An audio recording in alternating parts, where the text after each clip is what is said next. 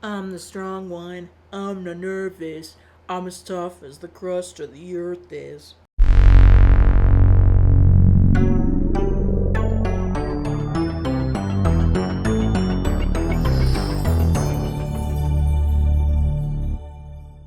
Welcome back to Everyday Movie Ever. My name is Jess and I'm watching Everyday Movie Ever. Today I'm going to be talking about Encanto. Encanto is a 2021, I think, theatrical, but it might have been simultaneous release about the Madrigal family potentially losing their gifts when Abuela won't let everyone be themselves. It's a lot of people, so I am going to read. Bear with me.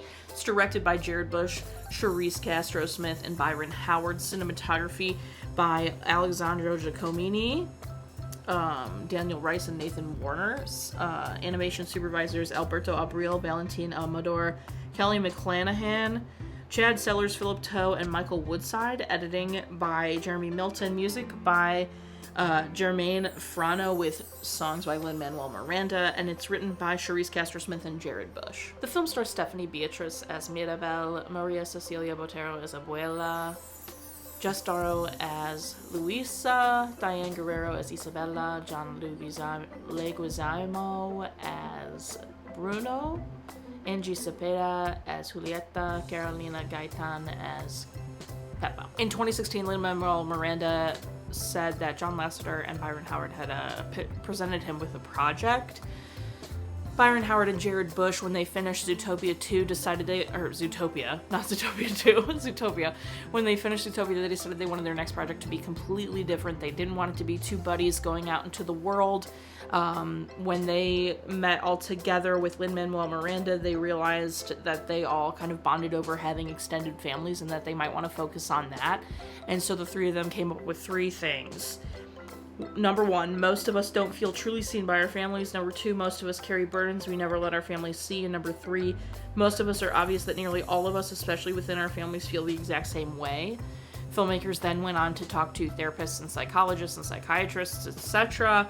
They created the Colombian Cultural Trust that they do for every, movie. They've created some kind of trust.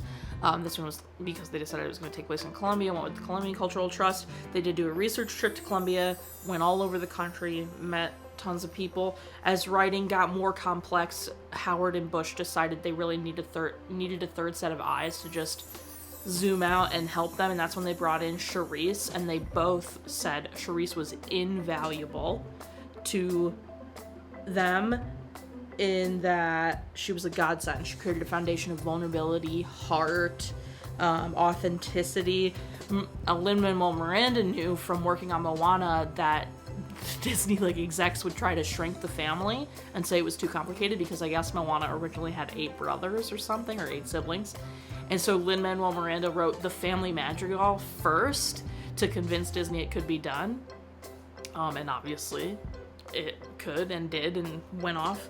And there were a ton of different iterations of this film before they landed on what they landed on. Over 800 people worked on this film, 108 of them animators. The film had $120 to $150 million budget, made $261.3 million in the box office. This was the first soundtrack of Disney's to hit the top of the Billboard Hot 100 and the UK singles chart. It was the first to produce a #1 song and album. Obviously, they did a #1 song many times, but and album is crazy. 92% Rotten Tomatoes consensus. Encanto's setting and cultural perspective are new for Disney, but the end result is the same. Enchanting, beautifully animated fun for the whole family. The film has helped Colombian representation, mental health representation. It's been, I guess, proven to help families bring up topics they otherwise would normally not bring up. It was nominated for Best Original Score, Best Original Song, and Best Animated Feature. It did win Best Animated Feature. There's a prequel novel, Nightmares and Sueños, which discusses Bruno's 17-year-old life and why people don't talk about him. Mirabel got added to Dreamlight Valley, and then Mirabel and other characters got added to Disney's Magic Kingdom for a time. The stage show at the theme park in Epcot, I think, is still running, and then there's a ride planned for Animal Kingdom in 2027, and a sequel's been bumped around for a few years, but nothing has come of it as of yet. This is breathtaking. I mean, it's gorgeous to look at. The casita is colorful and vibrant and beautiful. The surrounding landscape is stunning. The characters are unique and look different but related, and they are so gorgeous. The representation of Luisa alone is just so fantastic and beautiful and wonderful. And the lighting, are we kidding? It's stunning. Get out of here. It's so good. This flies. This is another one of those movies where just, I don't think there's anything unnecessary. I don't think you have to cut anything out. This movie is entirely the plot. Like, there's no like, oh, we're just gonna add this over here. No. So good. I mean, he did it, right? It's Lin-Manuel Miranda. We know he's good. We know he's a talented guy who can write good songs, catchy music. And by God, if he didn't do it again with this. I think this might be the best he's done for Disney. Period. End of discussion. Moana's great. This is definitely better than Moana. The music in this is definitely better than Moana. Right? Just, ooh, so good. The songs help propel the story forward. The songs are catchy. Some of them are heartbreaking. They are exactly what music in a musical and movie like this are supposed to be. This took us back to the roots of the musical with like the songs propelling the plot forward instead of just existing. They really are here to help tell the story. You know, the first one, we're being introduced to the family. It reminds me of Belle from Beauty and the Beast. Such an ensemble, big number, right? Even the story of it feels a little bit reminiscent of Howard Ashman being like, we can't send them an 8-minute opening. Like, what are you talking about? And Alan Menken being like, let's try it. And this being like, Lin-Manuel wrote the song specifically to be like, you can have a family this big. You can do it. It's possible. And then they do, right? And then, you know, you go right into Waiting on a Miracle, or whatever her song is. Don't be upset or mad at all. She's starting to sing about what she's feeling in that moment, being excluded from her family. So good. And then I believe that jumps right into, from there, the next is We Don't Talk About Bruno, which is obviously a story pushing song. Because you're learning, why don't we talk about Bruno at the same time that she's like, well, I need to know about Bruno because I found this vision. Like, what are we talking about? And then you go from that. Oh, actually, no, isn't it?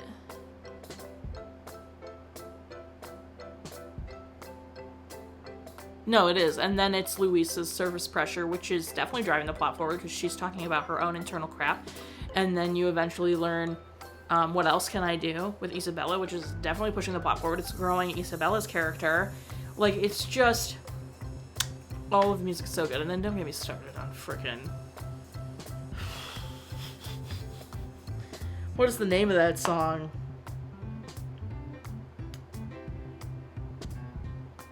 The Miracle or whatever.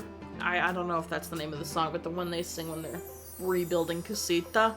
Oh, I can get emotional now thinking about it. Frick. I genuinely think this is as close to perfect as you can get for a movie. It hits every marker. It is heart-touching, vulnerable, tackling something everyone can relate to, showing such beautiful representation. The music is so good. There's humor for sure. You weep, you laugh. Like, it's just so good, and it's so enclosed. It's not this big crazy stakes thing. It is this gorgeous internal movie. I just can't, like, from the and the way you can relate to every character but still be mad. Like, you know, everybody talks about Abuela is the villain of this movie, and 100% Abuela is the villain of the movie, and I'm not taking that away, but the fact that you can understand where Abuela is coming from and that it's all her own PTSD and internal trauma. Like, she had 3 newborn triplets and watched her husband get murdered in front of her. And then the Encanto is made, and she, like, lost her home, right? And so the whole thing is, like, she's trying everything within her power to control those who have powers, to keep the Encanto perfect, happy, not lose it, not, because otherwise she'll be reliving her trauma that happened to her. Is that an excuse for how she treats everybody in this movie? No! Just like any mental health thing is not an excuse for how people treat other people. However, it humanizes her. It helps you, go, oh my god, Abuela, I hurt for you, but, you need to stop. You're out of control. You know what I mean? You can be like, Abuela, you suck. You can try to be like, Abuela, you're a narcissist. Or, Abuela, you suck for putting all of this on everyone. And that is true. 100%, but at the same time, the fact that you're able to be like, I know where it's coming from, Abuela, is so good. It's so juicy and oh my god, and I think everyone can relate to that. I think everybody has had an experience with someone that has taken their own PTSD or trauma or whatever it might be out on other people, and how you might walk on eggshells or try to be perfect or whatever it might be. I think everyone can relate to that. And then you go into the family dynamics where Luis is the strong one, so she's overperforming the parented sibling, the one who now has taken the care of everyone on, right? So she's always trying to make sure she's doing the most for Abuela, to make sure everything's taken care of, make sure the town is taken care of for Abuela, everything. And then there's Isabella, the perfect one, the graceful, majestic, can't do any wrong one, the golden child, the one that's gonna, of the next generation, that's gonna help grow the family even more and get even more gifts for the family. And it's just, oof, dude, so rough. And then you got Mirabel, the other black sheep, right? We got Bruno of the original trio has become a black sheep, but then Mirabel, who didn't get a gift, right?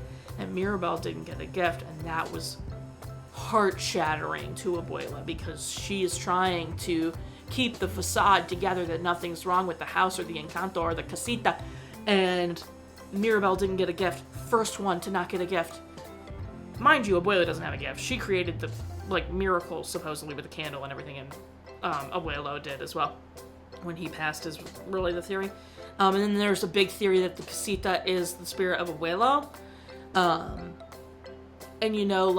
just the representation of everything, dude. The fact that the house is breaking apart because Mirabel's gift is casita, right? Mirabel's gift is exactly what Abuela does, which is keep the miracle going and keep the family loved and tight-knit and seen and wonderful. And the more Abuela loses that, and it makes Mirabel feel how she feels, the more casita cracks and crumbles, and all the gifts start to go away, because Mirabel's gift is whatever Abuela has and has taken over. And the whole moment where Abuela is I prayed to Abuelo Pedro to send me something, and I didn't ever realize it. He sent me you to save the casita, because it's Mirabel's power that is going to save the casita. And her door didn't work in a random hallway of doors, because her door was the entire casita. Her door is the casita's door. Oh my god, dude. I feel like someone could write a freaking essay analyzing this movie, because it's so good. Just the underlying messages and the subtext and the connections and just everything.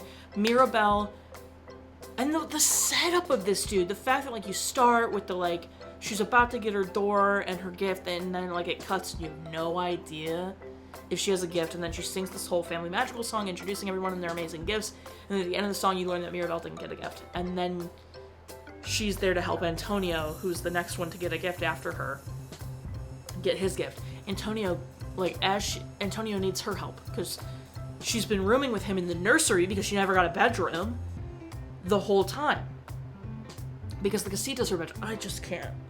I can't, dude. The movie is so good.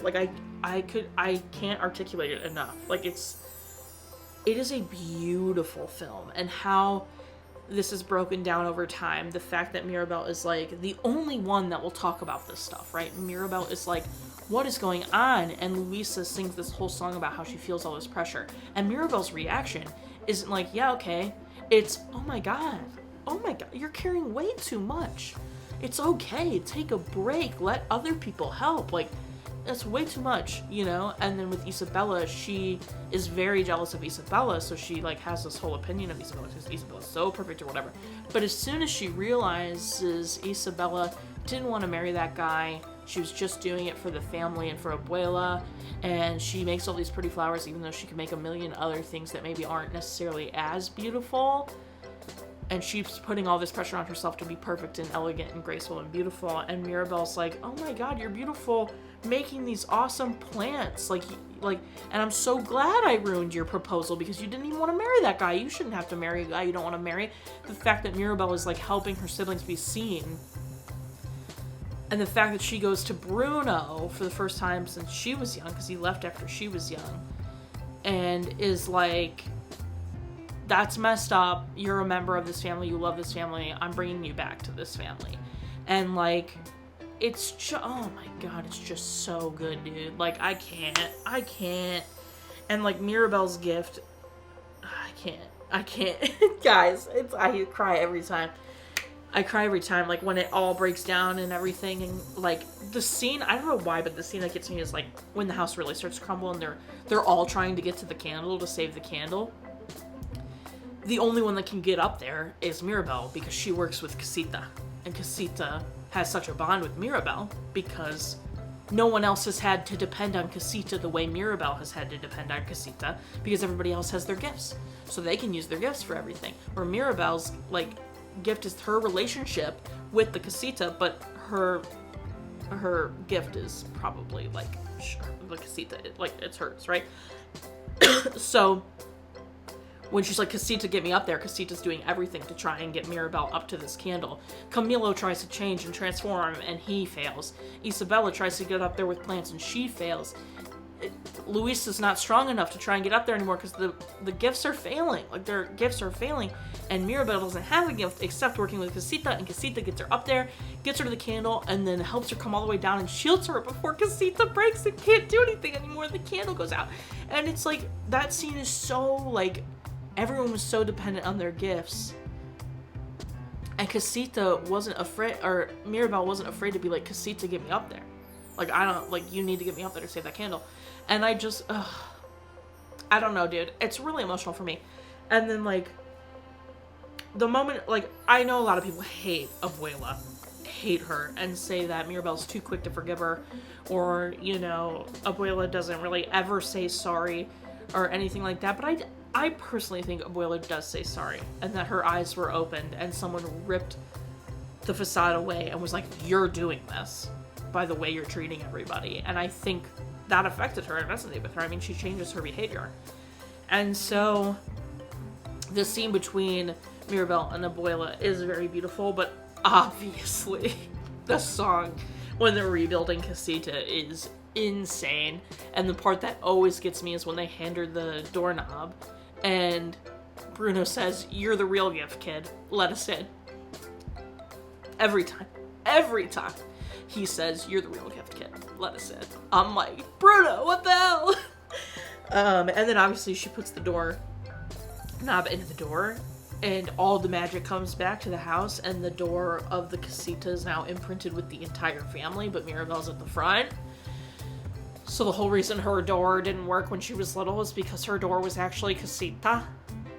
Is so emotional, dude. I can't. You're the real gift, kid. Let us in. Is it needs a new foundation. Oh man. There's a parent death. Abuelo obviously passes away, and he's the parent of the triplets, Pepa, Julieta, and Bruno. And they're main characters, obviously. So there's parent death. Nobody else passes away, thank goodness. And obviously, cry count. Anyway, I don't know how well I did explaining this, but the story is almost, if not perfect, it's right there, right? If people want to try and find flaws, that's fine. But this is the best movie they've put out in this current era, and you cannot convince me otherwise. My favorite part's gonna be, you're the real gift, kid, let us in. Because it's so good every time, dude. I cry before the song starts because I know it's coming. My least favorite part is Abuela's internal struggle coming out and creating this generational trauma, right? That's awful. If only she had done some work to not cause all of this. Recommend a million %. Watch again, of course. This movie is so good. I've seen it many times. I cry every single time. The actors hit it out of the park. The writing's so good. The music's so good. It's gorgeous to look at. It is a very, very good movie. It's a 10. 10, I feel like I gotta do doorknobs out of 10. Or candles. I'll do candles. 10 candles out of 10. Our total movie count is. Our parent death toll is. Our cry count is. If you want to keep up with what movie I'm watching when, follow me on all socials and check out my website. You'll find out what movie I'm watching when I put out videos every Monday and Friday. And sometimes Wednesday, although it's been every Wednesday a lot lately. Join Patreon. I got a tier starting at just $1. You get every video a week early. Tiers above that, daily trivia, monthly postcards, bonus content, etc. Seriously, go check it out. Buy merch. Merch is great. Merch is grand. Until next time, comment, subscribe, and on charge of your life. You are, so do you, and don't be... I mean, I guess I have to say Abuela about it, right? But in my opinion, Abuela does learn her lesson and tries to be better. But for the most part, don't be Abuela about it. The miracle is you. Frick.